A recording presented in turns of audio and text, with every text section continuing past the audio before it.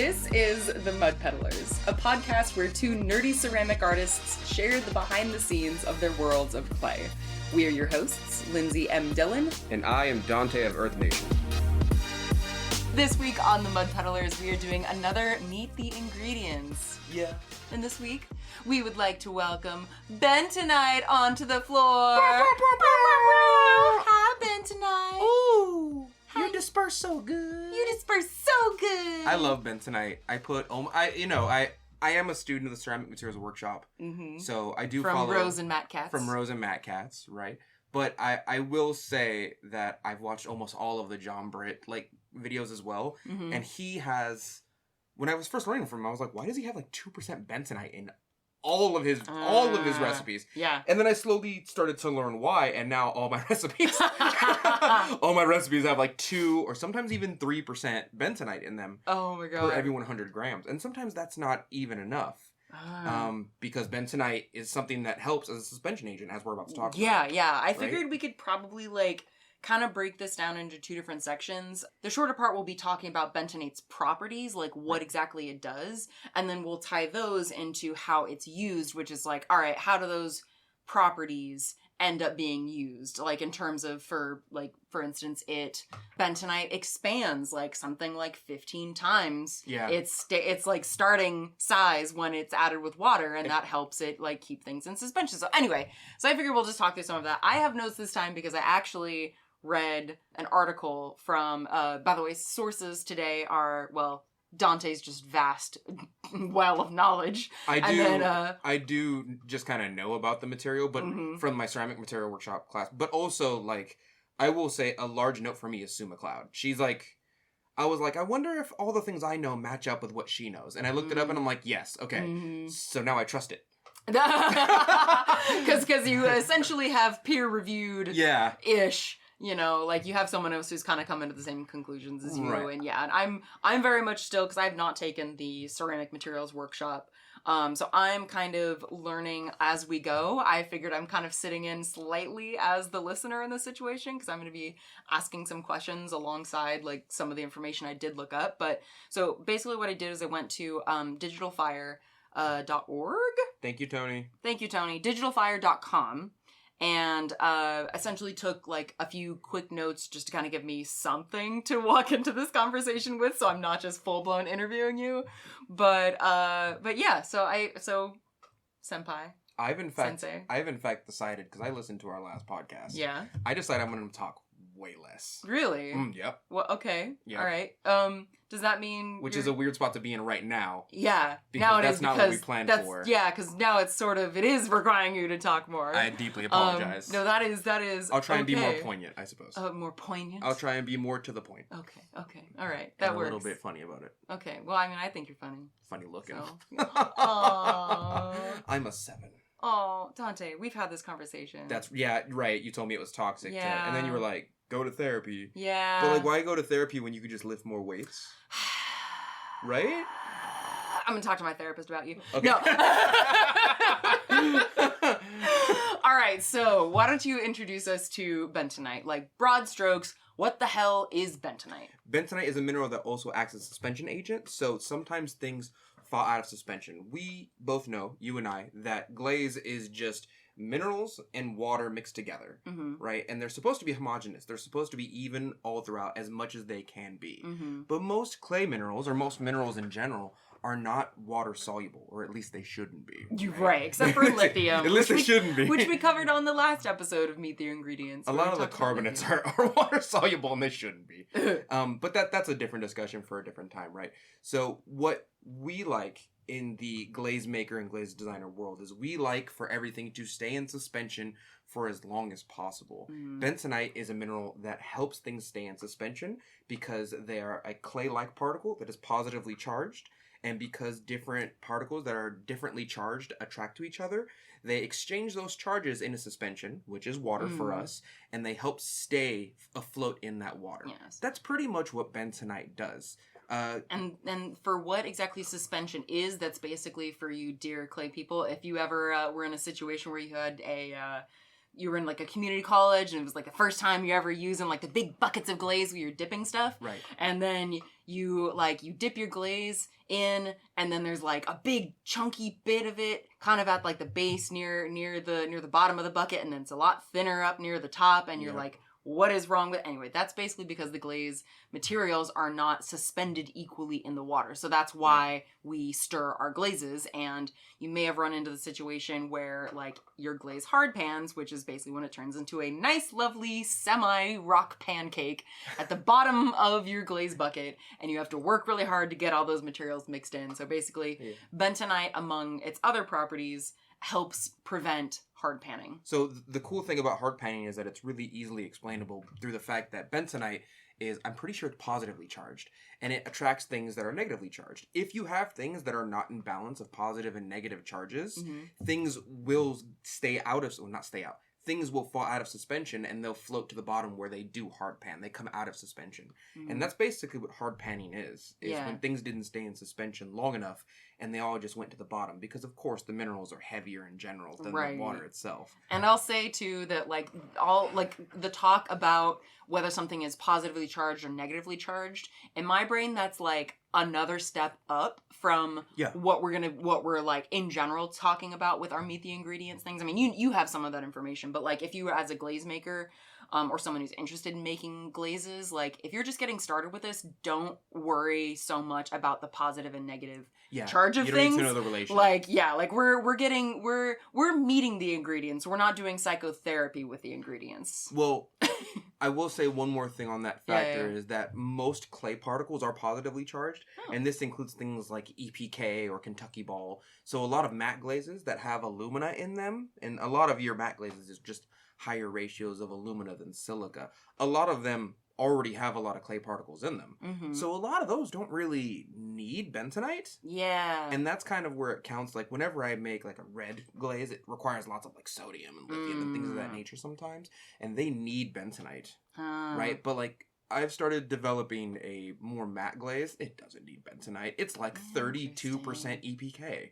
Oh, okay. Right. I feel like that's also a good way to bring in also that like bentonite is not a pure material. Like it is not its own thing. It has other stuff in it. Like when I was looking it up, it said that it typically has well, first of all, like, what is it? It says there are many different kinds of bentonite, but specifically sodium bentonite is what's used in ceramics, and it tends to have like a high iron content, which I thought was really interesting. So it's like... Unfortunately. Yeah. Yeah, I wish I could get a pure. Right? Pure as bentonite. And for those of you, and I'll lightly touch on it, for those of you who don't know, most materials in ceramics can be analyzed and broken down into elements from the periodic table. And the more pure I get my mineral, the better it is. Like silica is just like straight up silica. Right. Or silicone, rather, on the periodic table, right? But like bentonite has a little bit of iron in it. I'm pretty sure it has more silica in it too. The thing that I really like about bentonite is when you put it all in like a glaze calculator, it is and this is how I describe it to people, it's a clay-like particle. It's not clay. So don't add bentonite thinking you're adding more clay to your glaze, and that's going to make it more alumina-y. When you put it inside of a glaze calculator, more often than not, the silica amount goes up far beyond the alumina. Oh, okay, right? Okay. So like there's clay and alumina, right? And clay often supplies alumina to a glaze. Bentonite doesn't really supply alumina to a glaze. Interesting. Okay, that makes sense. So it's clay-like, but it's not clay. Like it doesn't do all of the other it doesn't contain all the other like elements essentially. Yeah, it doesn't really fit in the family of clay. Like if I added adding 1% EPK is not the same as adding 1% of bentonite, especially in the field of alumina. It doesn't really supply the same amount. Yeah. So what are some of the things that make bentonite clay-like? It's mostly its particle charge. That's mainly what I care about. Right? Okay. Whenever I put it in a glaze, and keep in mind I always mix it with the dry minerals first, and then I add water, because I don't really know what goes on. I'm sure Sue can explain it way better than I can. But I do know that if I make a glaze and it's all watered up and all that, and it's mixed up and all that, and I go, man, this needs more bentonite, I can't just like dump bentonite in there. Oh, I actually looked up a thing that I think explains that. Please, because I know the studio practice of why to never do it, but I've just never done it, so I've never had to worry about doing it. Yes. I've just always known to not do it. Yeah. Okay, so one of the, again, this is according to Digital Fire, it is impermeable to water. So basically the way that they described it in the article is like the way you can kind of test it is that like if you put like a couple inches of bentonite in like a clear glass and then pour water on top, the bentonite that immediately touches the water expands like a lot. Like again, the article said like 15 times its like starting size. Right. And that it essentially forms a barrier that prevents the water from seeping in more. I wonder what that barrier's made out of.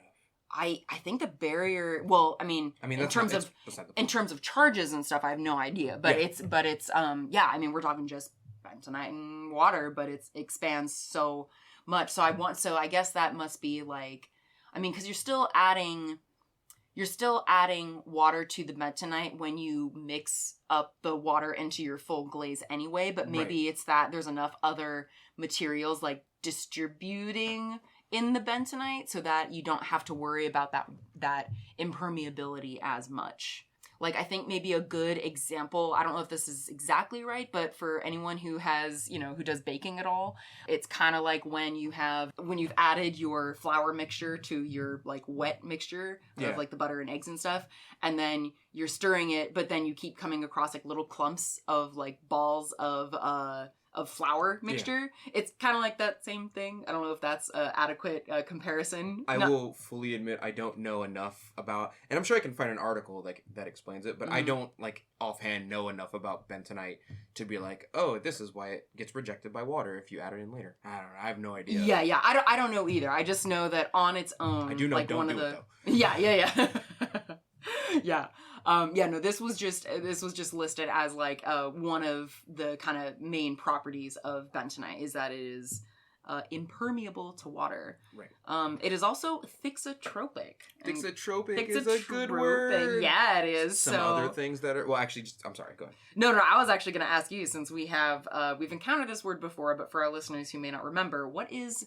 Like, when something is thixotropic, what does that mean it is? When something is thixotropic, and this is the kind of example that I was given in class, is that it's things that are thixotropic stay in a state until they're subjected to shear pressure, and then they become easier to move once they're subjected to any type of force or pressure.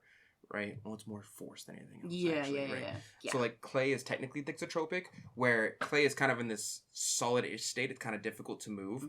And then once you start wedging it, it becomes easier and easier to move as long as there's enough water in the clay body, right? And this is what most of us potters consider, like, warming up the clay. Right, Realistically, the quality of just being thixotropic is just a quality of a lot of clay bodies. Another one is ketchup. Ketchup is thixotropic. Ketchup? What? Ketchup is thixotropic. Look it up. Oh my god! Yeah. Oh, that's a really great, like, it's like this example. It's like this gelatinous thing that once it starts moving, it becomes easier to move. Yeah. So it basically goes from like a gel to a liquid. Essentially, but it's more of a scale thing than it is a state thing. Right. Like I wouldn't say it is a gel and then I moved it and it is a liquid. It's more like it just becomes easier to move because you've added shear force to it. Okay. And when I say shear, I mean like in a direction. Because just adding force to something, like... You could punch clay; it doesn't become. Yeah. But I mean, yeah. Because clay is made of particles, those particles slide past each other. And if you wedge them and move them in a certain direction with force, they become easier and easier to move. Okay. So with bentonite being thixotropic and glaze, the equivalent is basically like if you have a glaze and it's in suspension because it has bentonite or other things in it. As you start stirring it, its texture starts to change. Like, that's how we can see glaze that has bentonite in it being thixotropic. I don't really notice it as much because there's such a small amount of bentonite in my recipes. But I would assume because it has that quality that once you start to mix it, it then becomes easier to mix as you're applying energy to it. Okay. As you're applying, like, as you're mixing it. You know what I mean? Yeah. Is butter thixotropic? No, I don't know. Now I'm thinking of all the things that have like this kind of solid gelatinous state. Yeah. But then once you move them, they become easier to move. I think Jell-O is probably one.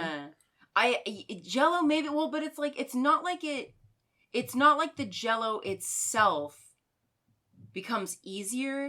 I don't know.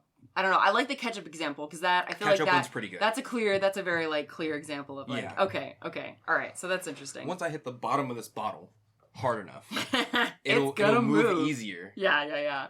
And it's more so than like, I don't know, a shampoo bottle. Because like shampoo always has the same like runniness to it. Always has the same texture. Yeah. Whereas like ketchup doesn't. Ketchup really. is a good example. Yeah. That's really interesting. Just because it's one of those things that you're like, damn, that is hard to move until it moves, and then it's super slippery. Yeah, and then it's super easy to move. And then it spills all over my burger. And then just for anyone who's like really, really into glaze chemistry, Mm-hmm. I'm running over a lot of like the in-depth explanations. Yes. But I always get one DM of like, actually, technically, and I'm like, I feel like you said the same thing I said, but you just wrote a dissertation in my DMs about it. Yeah, which is, again, like that can be valuable information, but like that's not the purpose of these episodes. No, these episodes are meant to be like, you nerd. You're nerd. I can't really call people that. Yeah, no, you can't. You are sorry. a nerdy. I'm very baseline. I'm gonna have to edit that out.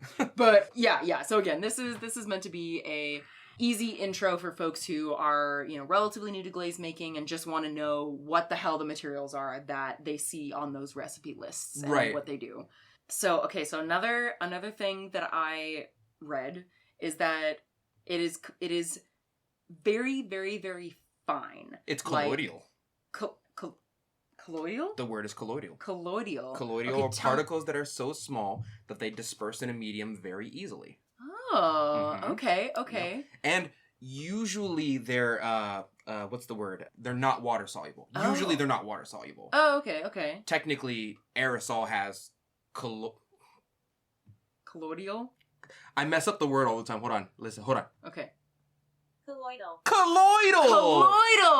Okay, not colloidal. Listen, there's colloidal. 3 L's also, do you want in some this. more tea? No, I'm good. Thank Okay, you. hold on a second. Listen, for this. 2 things. Firstly, I'm very American. Yeah, yes. Reading level low. Oh. Sorry. Oh. But also true statistically. Secondly, there's like 3 L's in this thing. I'm looking at the word right now, and that looks like colloidal to me. Colloidal. You know what? I think. But it is colloidal. Colloidal. Okay. So. Colloidal? Because there's 2 L's make a Y. Oh, because it's if it was Spanish. I don't know what the etymology of the word is. I don't know either. Now I want edamame. Oh, me too. You did that to yourself. I want you to know that. Yeah. Okay, so what does bentonite's colloidalness? Right? It's not as easy as it seems. Colloidal sounds way better. There's someone listening to us right now like, it's colloidal, stupid. Yeah, it's like... But I guarantee you're going to mess it up. Yeah. So what does bentonite's colloidalness mean in terms of it, like, its uses? Like, how does that impact how it's used? As far as I know, it's just easier to disperse in a medium. So, like, technically speaking, colloidal particles are just particles whose size are so small that they naturally disperse in a liquid and do not settle. In our case, it's water, bentonite. Bentonite has colloidal particles in it which disperse through water, and they do it very naturally because they're so small. Okay, so that maybe helps with, like, the suspension, I assume. Yeah, the suspension. Yeah. Because if they were heavy and if they were large particles, they'd have a harder time dispersing, I assume. Heavy assumption here, right? And they would also probably move towards the bottom just based on their mass alone if they were larger. Not to say there aren't particles that aren't large and light at the same time. I'm just saying that, like, usually larger particles are heavier. Yes. Obviously. Yeah. Question mark? Question mark? I don't know. Sorry, I went off on a Sometimes train there. Right? It's okay. So one of the things that I was reading about bentonite is that, and maybe this has to do with its colloidalness. It's a new word for us. It's a new word for us. I mean, colloidalness is probably not a word, but I'm making it a word. Well, all words are made up when you think about it. Yeah, but... We can make up more. Okay. Shakespeare said laundry, and now we all use laundry. Oh, good point. He just made stuff up. Yeah, he did. Skinny ass. So, bentonite, I didn't read this part, but this is me trying to make conclusions. Right. Possibly because of its colloidalness, it makes things dry slower. So if you're using it in a clay that you're using for slip casting, that changing the amount of bentonite that is in the slip that you're using the slip casting can help you balance the drying time and also essentially how strong it's called, I think, plastic strength. That is essentially like how strong the clay is when it's still flexible and when you're pulling it out of the mold. So essentially, bentonite can help make your work stronger as it's being pulled out of the mold because it is so fine, essentially. But it also, like, slows down the drying time. So, like, another example they gave in this article is talking about, like, if you had a clay that had low amounts of bentonite and put it on a slab of plaster, the water would get sucked up really quickly. But if you had a slip with a high concentration or higher concentration of bentonite, the water would disperse much more slowly or just get sucked into the plaster much more slowly because the bentonite traps the water, kind of. The way it was explained to me is that bentonite... So there's 3 different categories, right? Mm-hmm. There's, like, flocculants, deflocculants, and then suspenders. Okay. What I've been told is that bentonite is a suspension agent, but because of its expanse qualities, that it technically makes everything expand inside of it or with it. Okay. Right? So if you put it in water, you're technically expanding the water molecules as well. Okay. It sounds dumb. It makes water wetter. It sounds stupid. What do you mean wetter? It makes water more wet. What does wet mean? Water is wet. Yeah. Adding bentonite to water decreases dry time. Yeah. Yes. Oh, I get it. It makes water more wet. Makes water wet. Okay. CMC gum does the same thing. Okay. To a degree, but like it really helps with dry time, and it helps with like cracking and whatnot, and it also helps with. Yes? I was going to say, with the cracking thing, like, so when I was reading this article, it was talking about how sometimes if you have too much bentonite, because it is so fine, it can actually cause more cracking in your glazes, like, as they're drying on your piece. But it also makes the glaze, like, stronger on the piece. Same with clay. Like, I read that bentonite helps make... Essentially, when the clay, like, let's say you've got bentonite and clay, when that clay is bone dry, it's going to be stronger than it would be if you did not have that bentonite in it. Really? And same with the glazes, is that when that glaze is on your pot and drying, that glaze will be less likely to chip, less likely to, suffer blunt force trauma, basically. Okay. Sorry, my mom has been watching this like law show, and so the words are in my brain. Our clay is going through combat. Our clay is going through combat, yeah. So the bentonite basically makes both clays and glazes stronger, but if you add too much, it can actually increase the likelihood of cracking, because it's kind of like how porcelain clays are so fine that as they dry, they tend to crack more, as opposed to like be mixed with grog, which has like grog in it to essentially make it, less likely to crack. So anyway, but I thought that was really interesting, and I've actually heard that from one of my mentors back in when I was still volunteering at Sac City College. They were like, put just like a little bit of bentonite in your like a little teaspoon, or whatever in your glaze, just to give it a little bit of extra strength, so that as you're moving it, it's less likely to dent and break off. I saw an article by Sue McLeod that talked about adding bentonite by 1% and how it's equivalent to about 5% of clay. So she was like, oh. Yeah, so you'll have to find the article for yourselves, or maybe we could put it in the show notes. Yeah. It's very easy to find, actually. If you, how did you, okay. I literally Googled Sue McLeod bentonite, and then the article came up, and somewhere in the article it denotes, and please correct me if I'm wrong, but I've read this article like 4 times, so I think I'm on the money here. Okay. It's adding 2% of bentonite, she said, equates to adding about 10% worth of like clay or kaolin. Okay, and if you're like making a glaze. Yeah, and because those clay and kaolin have the particles that are positively charged and they exchange throughout the suspension, and they help keep everything in suspension, then that's like, she's like, you just add 2%, right? The cool thing that I like about bentonite, which I talked about earlier, is that bentonite doesn't have a lot of alumina in it. So most people who are making glazes assume that most things that are clay-like are going to add alumina to them, because most like kaolins, Kentucky balls, things of that nature, they're mostly clay when you add it to your glaze. Okay. They're supplying alumina. Right. And a lot of alumina makes things matte. Right. So a lot of glaze makers that I talk to are like, I don't want to add bentonite because then my glaze is going to become matte. It doesn't really add that much alumina at all. Oh, okay. In fact, it's kind of more silica than I would like, to be honest. Right? Okay, yeah, that makes sense. It's like cheating. I read as well that bentonite can be good for, what does it say? Talking about like what clay does, or talking about what bentonite does to the glaze that it's in. It apparently with clay also helps with increasing the strength without affecting the color. Yeah, it almost doesn't affect anything unless you go over certain percentages. Mm-hmm. And I've done the experiments, and it was like 6 years ago. But somewhere around like the 5 or 7% grams, 7 grams per 100 grams batch, then it starts to like, all right, things are happening that I don't want to happen. Ah, okay. But that's a pretty... That's kind of high for bentonite. Yeah. I usually go 2%, and if it's like a high sodium glaze, like a tomato khaki red or something like that, I'll usually go 3%. And then I'll add some CMC gum just to make sure it stays in suspension, because those things, they heartburn. Yeah? Oh, yeah. Oh, yeah. Almost all my recipes are like that. Where, like, usually I'll add 2% anyway, just because I'm a bit of a John Britt fan. But I'll also say there's some glazes that absolutely need it in there and more help. Okay. Right? So I make sure it's in there. That makes sense. You know, like some crystal glazes. I haven't made too many crystal glazes, but, like, I'll definitely add a little bit of bentonite to a crystal glaze.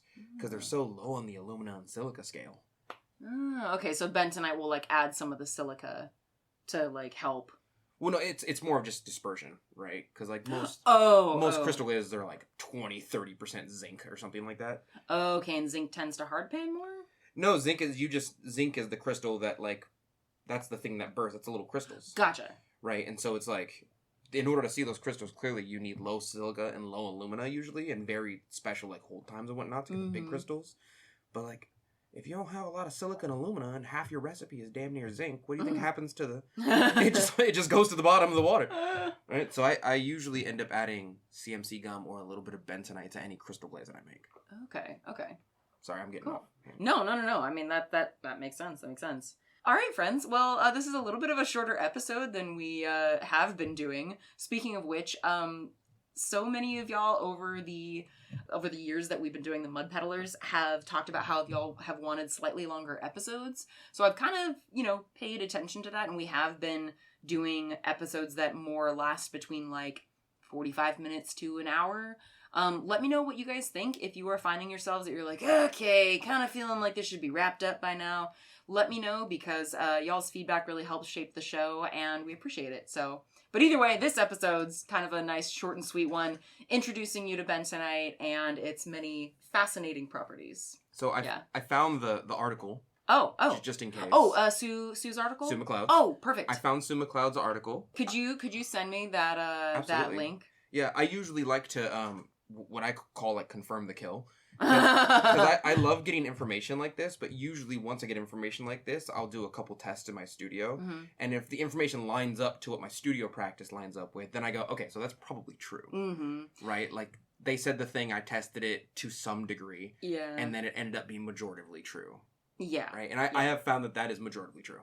Yeah. Right? I add a little more. And I do feel like, again, it is kind of tricky in ceramics, because over the years, we kind of, the ceramics community, given that it is a community, oftentimes it's really easy for like false or misleading information to get spread. So we really appreciate people like Sue, like Rose and Matt Katz, like the people who have really done the research to back up the claims that they're making. And I think it makes a lot of sense that you read something and then go, okay, I kind of, like, I've read this thing, I trust the source, but also let me go check and see, like, if this is, like, coming out how it says it's supposed to be coming out. So, that'll sometimes, like, you got to be willing to test it. Yeah. At some level. And, you might not know how to test it, or you might not have all the information, but you have to be willing to just not take people at their word and test it to some degree. And I know, like, it'll break relationships if someone says something to you that they're like, no, this is true. And you're like, oh, okay, just take it as it is. Don't call them out on it, and then test it later on and document it. But I will say, we've had a lot more information put out there with tests behind it by reliable sources, to the point where I don't really feel as bad as I used to with people spreading misinformation on like Facebook and whatnot. Oh, like in terms of it doesn't, you don't feel like the threat of it being misinformation is as high? Oh, I feel less bad for the people spreading the misinformation, because I used to think, oh, you probably just heard from a potter who heard from a potter who lives on Apple Hill, and their work looked good to you, so you figured they must know what they're doing. But like now I'm like, you're just a victim of misinformation. But now I'm like, you should know better. I don't know. To a degree, you could look it up as easily as we did. To some degree, yes, but I like to give people a lot of benefit of the doubt because I think, again, we all only have so much brain space, and there are plenty of things in my life that I just have taken as truth and have not confirmed by researching it, because sometimes you don't want to research the thing. Or as you're researching it, you're like, well, is this a reliable source? Is this a reliable source? And I feel like it's only once you're kind of deeper in the community that you have more opportunities to meet other people who are like, oh, hey, like, this is a reliable resource. This is reliable. And again, of course, all of that is all still tainted with like bias and all these other things. Every community, that's like a whole ass other topic about misinformation within communities. But I am glad, and I do feel like at least there's more information than ever. Yes, like, there's more of us out there than ever that can tell you exactly why things happen and then have you test them. Yeah. So, don't just take... Here's my Reading Rainbow. Like, What, it wasn't Reading Rainbow. What was it? It was like, don't take my word for it. Oh, that was a thing. Maybe? I think it was Reading Rainbow. I don't know. Where Geordie LaForge was like, this is a good book, but don't take my word for it. LeVar Burton is his real name. Oh, LeVar Burton. I call him Geordie LaForge for obvious reasons. Oh. But, he was like, don't take my... Yeah. But, That's awesome. Just be careful out there, friends. Yeah. Also, go... Test. Also, go vote. Go to Vote.org to check your voter registration status if you are not sure. And even if you are sure, go check just to make sure, because, some states be doing some crazy things with voter rolls. So make sure you are registered to vote. Educate yourself on what you're voting about and register to vote. At least do one of those things, please. And make a voting plan. Make voting fun. Make sure you know where your... Make a voting strategy. A voting strategy, yes, so that you're not on election day. You're not like, oh God, where is my polling place? Oh, I got too much to do. I got to do the laundry. Whatever. Yeah. No. Get your laundry. Yeah. Yes. I can't vote. I have to do the laundry. You know what? Sometimes that's all it takes. So. I know. So go vote. Go vote. Take care of yourself. I'm trying not to be old and crotchety. Stay hydrated. But there is a machine that does it for you. Very demure. Very mindful. Put the soap in there and you push start, Bye. Man. And that's it for today. Thank you so much for joining us for this episode of The Mud Peddlers. We would love to hear from you, so if you want to share your thoughts about the episodes or just see what Donte and I are working on in our studios, come say hi. You can find links to my social media at lindseymdillon.com. That's LINDSEY, M as in monster, DILLON.com.